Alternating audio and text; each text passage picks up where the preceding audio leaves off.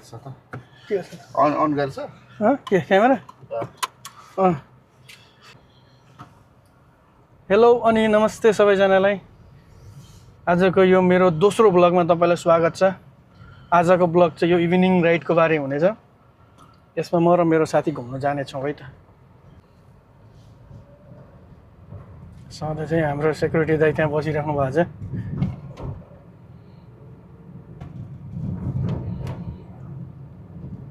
यो चाहिँ हाम्रो युएई को भिआइपी रोड हो है। टल्लक्क टल्केको छेउछाउतिर तपाईँले ठुल्ठुलो बिल्डिङ देख्न सक्नुहुन्छ। माथि माथिसम्म दुवैमा यस्तै बिल्डिङहरू हुन्छ चारैतिर हैन कि हामी गरिब इलाकामा छौँ त्यसैले यस्तो आएको हो। नत्र भने त यो दामी ठाउँ हो। यो चाहिँ युएई को भिआइपी रोड हो हैन। के गाडी आउँदैछ त। पठान दाइहरू चाहिँ किन यति धेरै वास्तै नगरिकन बाटो चेप्दै हिँडेको यिनीहरूलाई चाहिँ खै के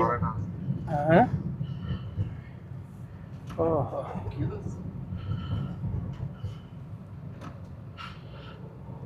यो इभिनिङ भएपछि चाहिँ सबैजना मान्छेहरू ड्युटीदेखि आउने पर्ने हैन, पसलतिर बस्ने नास्ता खाने सिस्टमहरू हुन्छ।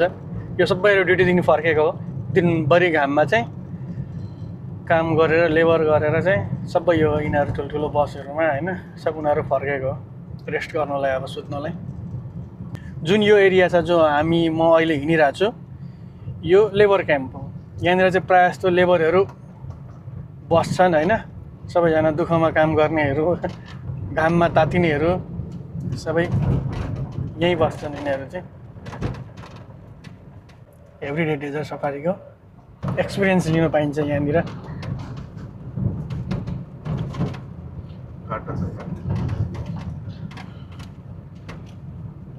लगभग 10 मिनट राम्रो बाटो हिँडेपछि अब नराम्रो बाटो आयो। यो नराम्रो बाटोमा चाहिँ गाडी चुइँ जान्छ 120 को स्पिडमा। अब यसरी कुनै पनि सानो बाटोदेखि ठुलो बाटोमा छिर्नु छ भने पहिले ठुलो बाटोमा कुन गाडी आएको छ कि छैन कि हेर्ने, अनि सट्ट साइड लाइट बाल्ने, अनि साइडको सिसा हेर्दै छिर्ने नि यसो झ्याप्पसँग। यो चाहिँ हाम्रो दोकान हो युएई को। यसैमा पैसा फलाउँछ यिनीहरूले। यिनीहरूले यस्तो दोकानहरू चाहिँ ठाउँ ठाउँमा राखेको हुन्छ, पसल थापिरहेको हुन्छ यिनीहरूले। तपाईँलाई कुनै पनि राउन्ड बोर्डमा चाहिँ युटर्न हान्नु छ भने सबभन्दा सुरुमा सबैभन्दा फास्टेस्ट लेनमा आउनुपर्छ तपाईँ। ओके, यो फास्टेस्ट लेनबाट मात्र तपाईँले युटर्न गर्न पाउनुहुन्छ है। अनि युटर्न गर्दाखेरि सबभन्दा सुरुमा यताबाट गाडी आएको छ छैन हेर्ने। यताबाट गाडी आइरहेछ भने रोक्ने, नत्र भने सर्लक्क साइड लाइट बालेर युटर्न हान्दाखेरि युटर्नभित्र कहिले पनि तपाईँहरू लेन चेन्ज गर्नु पाउँदैन है।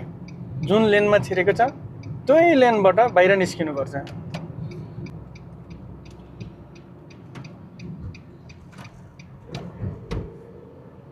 गुड। अब यहाँदेखि तपाईँ कुन लेनमा जाने हो त्यहाँदेखि तपाईँ चेन्ज गर्न सक्नुहुन्छ लेन। स्ट्रिट लाइट पनि अन भयो। अब यो युट्युबमा अहिले नै नचले पनि नहाले पनि हैन, पछि गयो भने चाहिँ यो बोल्ने बानी पर्छ क्या। यो क्यामेरासँग बोल्नु पनि कला चाहिन्छ अरे क्या। जो कोही मान्छे क्यामेरासँग बोल्नु सक्दैन अरे क्या। त्यही होला, मलाई पनि पछि कला आउँछ कि बोल्नु सक्ने क्षमता बढ्छ कि मेरो पनि बढ्छ। अनि यो बोल्दै बोल्दै गएपछि बोलीहरू नअड्किने हैन हुन्छ नि त्यो। ओ यसरी छिर्छ यिनीहरू। म त त्यो दुईवटा पनि आउँछ जस्तो लागेको थियो क्या मलाई। त्यही भएर मैले ब्रेक हानेको यतै होइन, त्यही भएर अनि फेरि छोडिदिएको।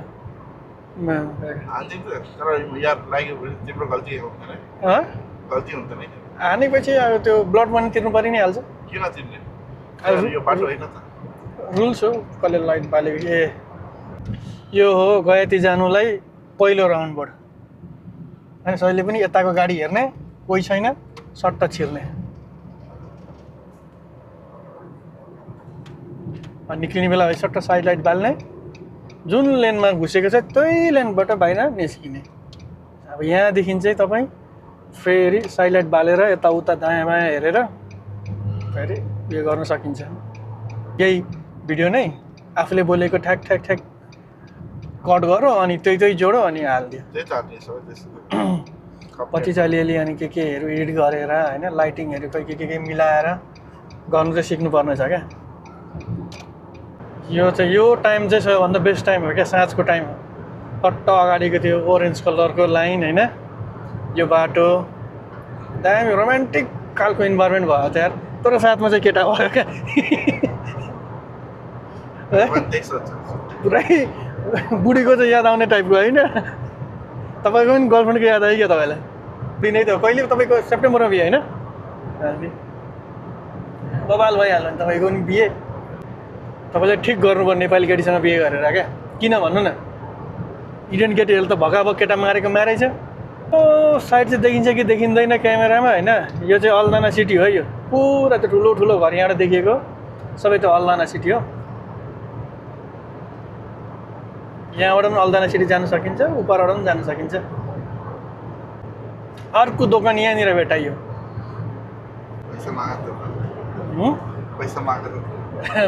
पैसा लिने ठाउँ हो त्यो उनीहरूले हामीलाई दिँदैन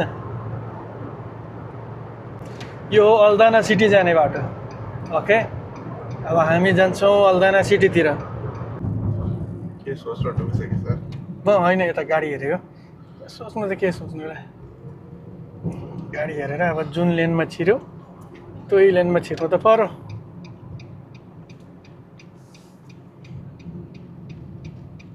यो हो युएको पेट्रोल स्टेसन युएको पेट्रोल स्टेसन चाहिँ यस्तो टाइपको हुन्छ हामी फ्युल हालौँ यहाँनिर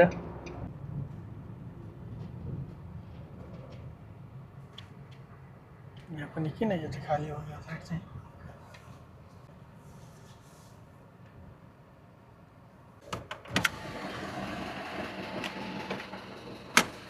के पे अंदर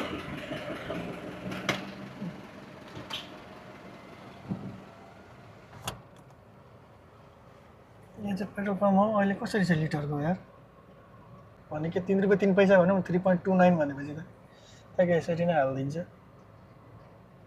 हाम्रो चाहिँ कम्पनीको कार भएर चाहिँ चिप हुन्छ यो भित्र हामीले पैसा तिर्नु पर्दैन त्यो चिपबाटै काटिन्छ सबै कुराहरू च्याट्टसँग अब चाहिँ हामीले फ्युल भर्यौँ अब हामी लाग्छौँ रुमतिर इभिनिङ राइडतिर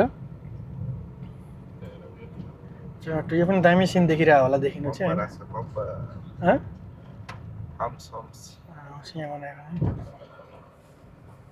फेरि जहिले पनि ठुलो छिर्नुभन्दा अगाडि यतातिर हेर्ने गाडी आएको चाहिँ छैन अनि मात्रै यता जाने इन्डिकेटर दिने अनि जाने यस्तो दामी बाटोमा इभिनिङ सर्ट ड्राइभ गर्नलाई कस्तो दामी मजा आउँछ सट्ट साथीहरूसँग बिस्तारो आनन्दले यसलाई भन्छ क्या वर्क लाइफ ब्यालेन्स भनेर दिनभरि काम गर्ने इभिनिङमा चट्ट यसरी घुम्ने यसरी नै हामी अब इभिनिङ राइड गर्दा गर्दै हामी अँध्यारो राइडमा पुग्न आँटिसक्यौँ अझै यस्तै राइडहरू यस्तै कुराहरू हेर्न सुन्न रमाइलो गर्न चाहनुहुन्छ भने वन्स मोर लेखेर कमेन्ट गर्नु होला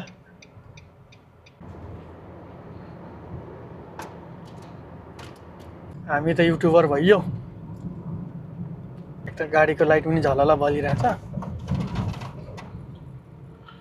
उज्यालो देखिरहेछ ल आजको ब्लग चाहिँ यति नै भयो है हाम्रो इभिनिङ राइड यहीँ सिद्धियो नेक्स्ट ब्लगमा फेरि हाम्रो भेट हुनेछ तबसम्मको लागि धेरै धेरै धन्यवाद हेरिदिनु भएकोमा अझै यस्तो ब्लग हेर्नु मन छ भने लाइक कमेन्ट एन्ड सब्सक्राइब गर्नु होला